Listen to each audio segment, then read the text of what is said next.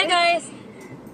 We're heading home now from SM Clark and We came to SM Clark to home. yes, going home, that's right.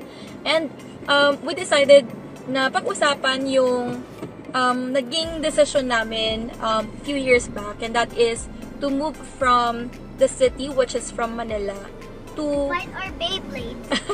to the rural area, which is kung saan po kami ngayon nakatira sa probinsya. And gusto namin sigurong i-share sa inyo yung mga reasons of why we actually moved. And then yung mga benefits and challenges along the way nung transition namin. And then, siguro I guess we also wanna share sa inyo yung mga tips din na ginawa namin for those that are looking at possibly moving din po from the city to the province para maging smooth yung transition ninyo. And obviously, I guess to also share a bit of what we are currently doing since remote workers po kami dalawang mag-asawa. So, okay ba o hindi to move from the city to the province with yung setup namin? So, basically to start with, nag-umpisa po yung transition namin or yung decision namin to think about moving during pandemic. So, alam po naman natin na ang daming naging factors, not just for us adults, but also for children. And one of which talaga na naging effect sa amin is yung psychological effect sa anak namin nung time ng pandemic. Just to share with you, yung anak namin during pandemic, talagang nahirapan siya na mag-adjust. Every time. Meron yung case na may kumatok lang sa bahay. Umiyak siya kasi nung una naman mga first few months niya na-expose naman siya sa tao. Then nung pandemic, yung 1 to 2 years old niya, yun talagang totally kami lang yung nakikita niya. So every time na may bibisita sa amin, umiyak na lang siya bigla. Yeah, so it's heartbreaking to see yung effect ng pandemic sa anak namin. So kahit na i-try namin siyang ilabas, kahit bawal lumabas ng mga time na yon, as parents, we were trying to do so kasi syempre priority namin is yung sa anak namin. And it came to the point na nga na we decided to actually look at moving from the city to the province. And that's the reason why po, 2 years ago, lumipat po kami sa probinsya from Manila. I guess, let's talk about yung other reasons kung bakit din tayo lumipat from Manila to the province. Ikaw ba? Ano naging decision mo? Again, I guess yung deciding factor mo para mag-agree ka to move from Manila to the province. Personally, ikaw? Sa akin, unang trigger ko nung pagde-decide na okay, let's move to province na. Siyempre yung pandemic. Talagang ang daming naging struggle noon. Kasi during that pandemic, wala akong work noon. Nag-quit ako before pandemic. And then, okay naman yung business. Reselling, buy and sell. Kung ano-ano, gadgets, sneakers, etc. Okay siya ng mga first few months. At then, nung nag-pandemic yun, talagang hindi pwede pumunta sa mga outlet, hindi makalabas, wala kang makadeal. So, yeah, nag-decide ako dahil ang higpit nung lockdown. Yung higpit nung lockdown, I feel na masyadong strict yung movement sa Manila. Pero sabihin naman natin na we understand yung reason kung bakit naghihigpit yung government natin. But then as individual and as parents, Kids healthy. yes, that's our priority. That's correct, anak. Priority pa rin naman natin talaga na maging healthy, especially na we know a lot of people din po na namatay during pandemic and we're scared just like the others po. But especially sa kanya kasi galing siya sa Manila and stayed in Manila for 30 years or over 30 years before even deciding to move to the province. Sa akin naman po, just a quick background, galing po talaga akong probinsya. And then, when I moved to Manila and got married, doon lang ako nagstay. And then, yun nga po, nag-decide 2 years ago to move here in the province. So, I guess yung yung percentage of how we like to move to the province, sa kanya po medyo nahirapan siya since matagal nga siya sa Manila. Okay, mas malapit ako sa mga mall kaysa sa mga park majors.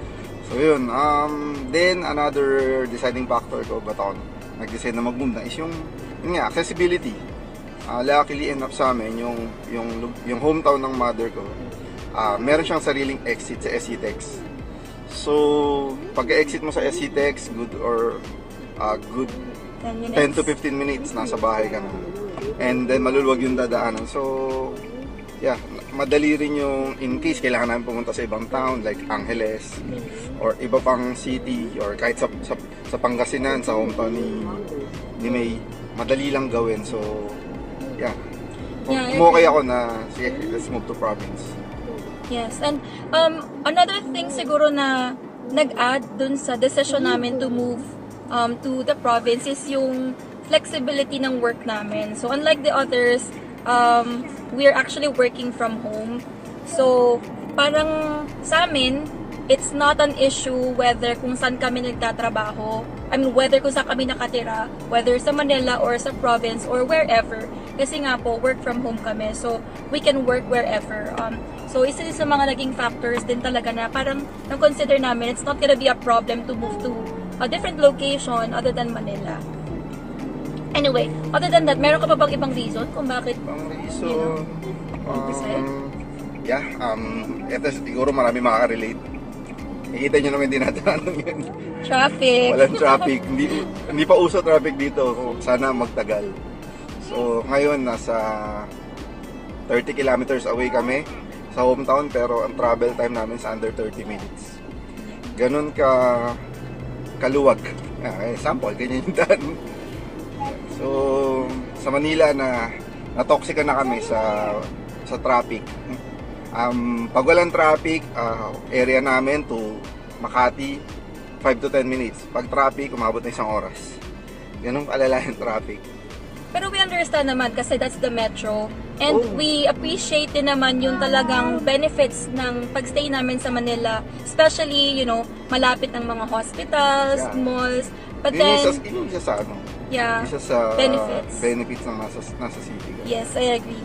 And speaking of benefits, let's talk about yung benefits na I guess na nakita namin when we moved to the province. Ikaw ba, ano yung pinaka number 1 mong benefit na kinu-consider after the move na ginawa natin? Benefit sa akin, para sa akin yung environment-wise, mas stress-free.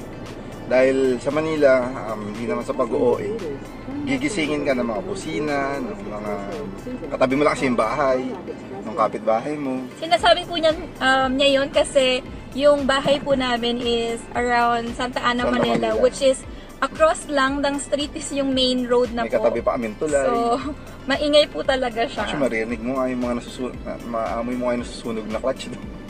Pag may mga sasakyan, ganun ka lapit sa kalsada. And syempre, ganun kalapit sa kalsada is equivalent to ganun kaingay, ganun ka busy, ganun ka stressful. Yep. So yan, yun yung one ano pa yung sa'yo?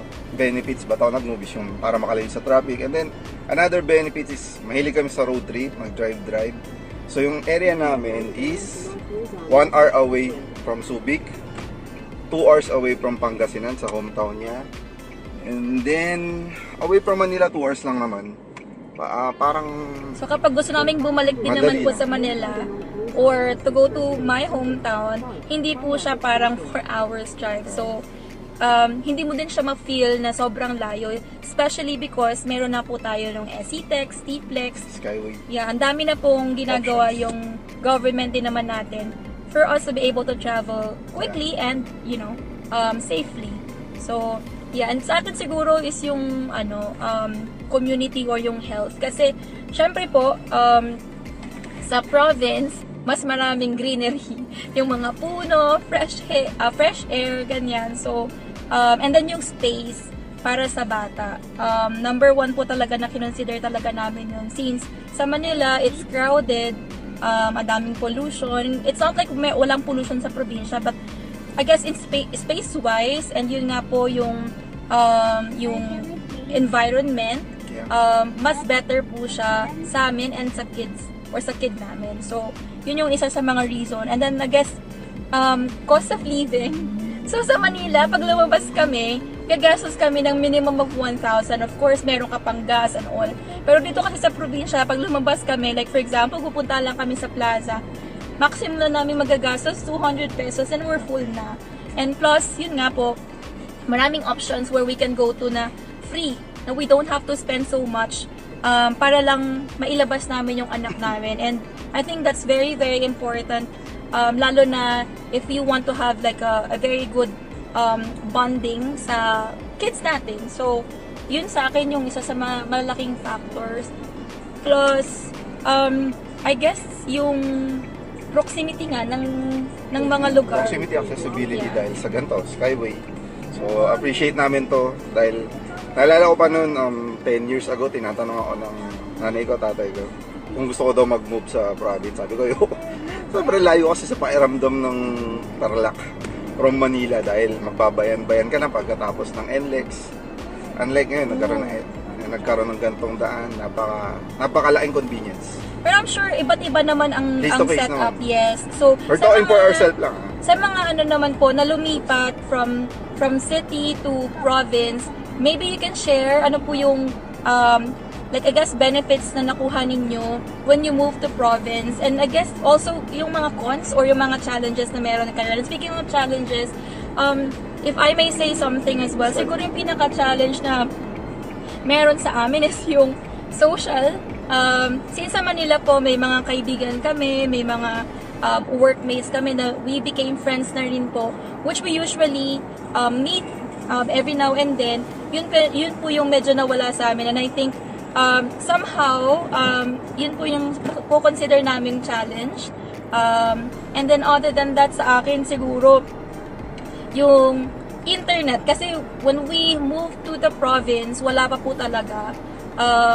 And yung stability ng internet before sa province, hindi ganun ka-okay. Naka-fiber na tayo yan. Yes, hindi pa siya okay. But then, eventually naman, naging okay siya. Improving Nagkaroon naman. na siya ng fiber connection. And that really worked for us, especially that we're working from home. Ano pa ba sa'yo yung pwede mong makonsider na challenges? Challenges, bukod sa hindi ko hanggang ngayon, or going 3 years na, hindi pa rin ako marunong nakapamba. Oh, yeah, Nakapakaunti ng alam ko, yan is. So, ibig sabihin, hindi ako masyadong makapag-interact sa mga Locals. And then, although marunong naman sila mag-Tagalog, ano naman, pero syempre, pag sila nag-uusap, mararamdaman mo out of place ka agad. Dahil kausap ka Tagalog, then pagkalingon niya lang, iba na yung sinasabi niya, hindi mo na maintindihan. Yung sa local language or dialect. Yan. Yeah. Ano pa ba ibang challenges? Grateful naman kami kasi yun nga, yung place na napuntahan namin or lalipatan namin is malapit siya sa karamihan ng mga gusto naming puntahan, like malls, mga cafes, or Challenges tayo. yeah, I mean, grateful tayo kasi despite of all challenges na sinasabi natin. Lampas na pala tayo. Airport. Yes. Sa papalang benefit sa amin. Although hindi pa namin natatry. Wala pa kami pang airport. Sumilip lang. Kasi, of course, para sa mga hindi po nakakakilala sa amin, we also love traveling. And isa sa mga kinoconsider namin Those is were yung the days. proximity po din ng airport para po sa mga plans to go abroad for leisure. Gusto mag-camp. Alam mo sa Amsterdam. Amsterdam. Ayun. So, if may mga challenges din po kayo na na-experience when you guys move to the province, share it to the comment below. And share it and comment down below. Para we can also, check if that's something that we have experienced. So far, at this point, yun lang po yung naalala namin na, I guess, challenges along the way for the last 2 years na nagstay po kami sa Challenges province. siguro pwede ko rin consider, pero medyo nag-i-improve na. Yung mga establishments. Yung mga nakasanayan mo sa Manila. Naalala ko yung sinasabi mo one time nang lumipat tayo a few months ago na hirap kang mag-grab ng food because konti lang yung options. Sobrang konti ng options. Parang typical Jollibee, McDo, Chowking. Then wala na. Hindi ka guys sa Manila. Siyempre, may iba pang options. May Starbucks, may ganun. Although nagkakaroon na rin naman ng ganun dito sa province. Pero kailangan pa namin mag-drive ng siguro 30 minutes. Like, 40, pupunta wala. kami ng Tarlac, pupunta kami ng Angeles. Yes. Pero at least, slowly improving na siya. Dumadami na establishment, nagiging commercialized na yung lugar. Pero, yun, luckily, na-maintain pa rin naman yung province vibes. Yeah, I agree. So, moving on, other than benefits and challenges, again, if meron po kayong, if you guys wanna share or add mga benefits and challenges, or if you have any questions about yung transition namin from Manila or from the city to the province, comment down below. We also wanna share siguro yung tips na ginawa natin para magkaroon, or mga tips or mga nagawa natin, so magkaroon tayo ng smooth transition to the province. Gusto mo ba mag-share ng Tips? Oo. Siguro sa akin, dahil nga pure remote, so malaking dependency namin sa internet. So, yun yung isa namin make sure before kami lumipat. Kasi, magiging struggle talaga kung aasa ka lang sa prepaid mo. Mauubos yung lalaki lang yung bill mo, lalo na kung alam naman natin kung gaano kamahal yung internet prepaid sa Philippines kumpara sa ibang bansa. So, make sure namin na makakapagpaabit tayo ng postpaid or ng line dyan. Then, yung na-insure namin yun, sige, okay na. Then, ano pa ba? Sa akin siguro yung isang tips na pwede kong sabihin is I guess research and plan. Kasi research and plan, like for example, ano yung mga gusto nyong gawin sa probinsya, like places you can go to, ganyan. Naalala ko for yung mga first few months natin, we're considering to check yung mga restaurants na pwedeng puntahan, i-try, yung mga places na pwede naming, kumbaga parang pasyalan, mga parks, coffee shops, ganyan. Yes. Kasi kahit lang sa probinsya tayo, we're still considering syempre to have some refreshments sa ibang location, ganyan. Just like what we do din sa CBD or sa Metro. That's why we decided to also do some research. Ano ba yung pwedeng mapuntahan? Yes. So, para pwede naming puntahan at pwede rin naming i-share, diba? And then, what else? Siguro yung kaya ng, sabi mo nga yung setup with the work, yung mga internet, especially may bata kami, and sometimes we need to allow him to watch YouTube videos, parang ganyan, para ma-entertain lang din siya. Yung mga Miss Rachel, mga ganyan. Blippi. Yes, Blippi, mga ganyan. Ryan. Yeah, that's correct. And I guess yung sa akin, one more is yung kung meron ba kayong kakilala, syempre ang hirap pong mag-move from one location to another location na wala po tayong kakilala. Luckily naman, sa amin po, since hometown po siya ng mother-in-law ko, obviously meron na po kaming relatives or silang relatives doon, which welcome us ng, alam mo yun, ng open arms, and parang mas naging madali yung adjustment din namin since sometimes every other weekend nagka-happy or yun, nagbi-videoke. So yun, parang ang adjustment wise hindi siya naging mahirap para sa amin. Yun. And sa work related naman, ano yung pwede mong sabihin siguro na I guess changes or setup na nangyari from moving from Manila to province? Hindi ko alam paano magpo-call sa category to, pero kasi noong una work is full remote, 100%. So, yeah, okay lang. Napaka sobrang dalang once a year lang magkita-kita with the colleagues.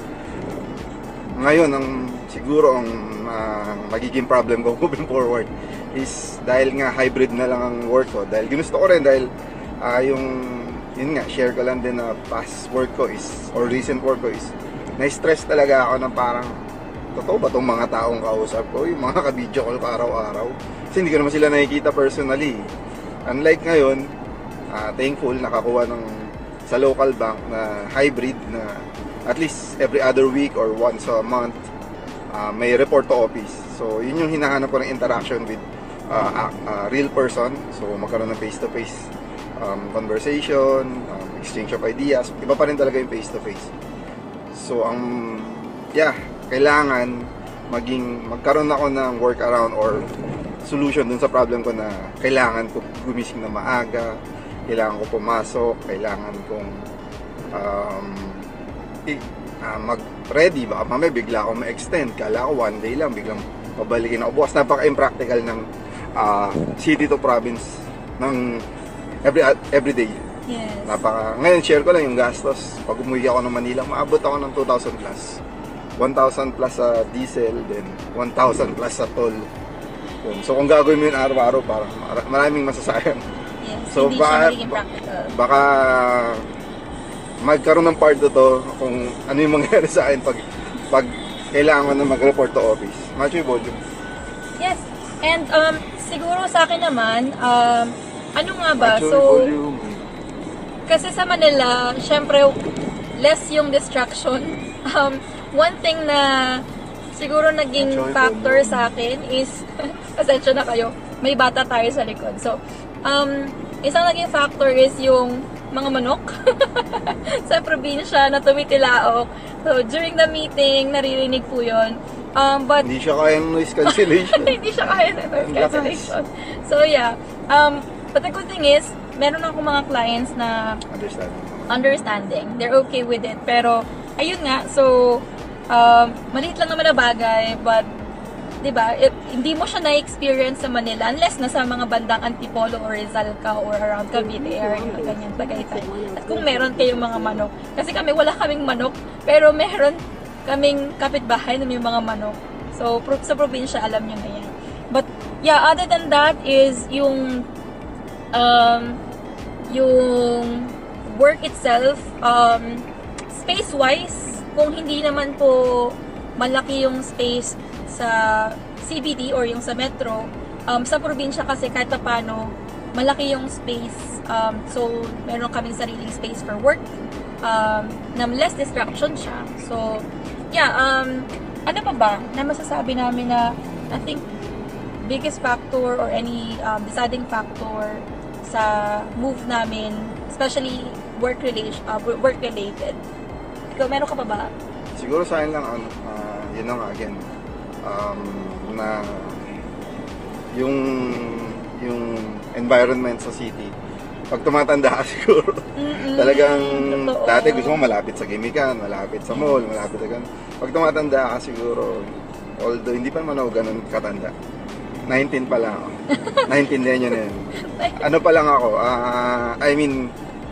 mas hinahanap ko na ngayon yung tahimik na lugar. Yung magigising ka na lang sa body clock mo, hindi kayong persado gumising, walang busina na gigising sa'yo, yun, napaka-relax. Siguro, totoo nga, iba, pag sa tumatanda ka na, nagkaka-age ka, mas gusto mo yung tahimik na lugar. Yes. Parang, siguro nung mga few years ago, this is something na hindi talaga namin inisip. Honestly talaga, hindi. Kahit ako na galing probinsya, hindi ko siya talaga kinonsider. But then, sabi nga niya, when you get older, diba, may mga bagay na nagbabago. And I think yun, one of which is yung how we look at things. Yung, especially sa trabaho na nag-work ka from home, mas prefer mo ng makapagpahinga ng tahimik. Mga ganyan. And then, even if you're off from work, parang mas gusto mo na less stress. And yun nga, nakuha namin siya when we moved here sa probinsya.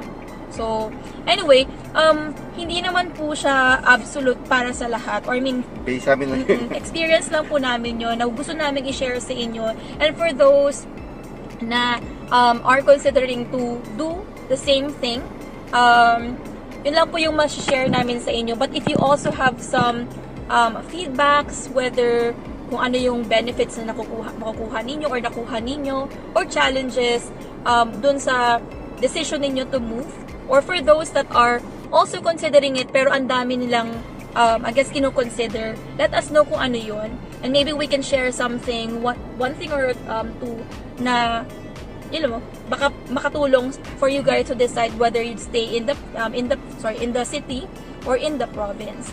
I understand then that this is not always parang possible for everyone, especially kung ang work ninyo requires for you to stay, on-site. Ito lang naman naging possible because yung work namin is work from home or hybrid. So, thank God for that. I guess yung opportunity, since yun nga kahit saan pwede tayong mag-work, and that led us to this decision to move here in the province. And I hope you guys get one thing or two para makatulong sa inyo to hopefully decide kung gusto nyo pong lumipat sa probinsya, and also to decide whether you would like to stay in the province, I mean in the metro. Whatever the case is, good luck po sa mga nagpaplano, and yeah, we'll see you guys on the next video. Thank you so much. Have a great day, guys. Bye!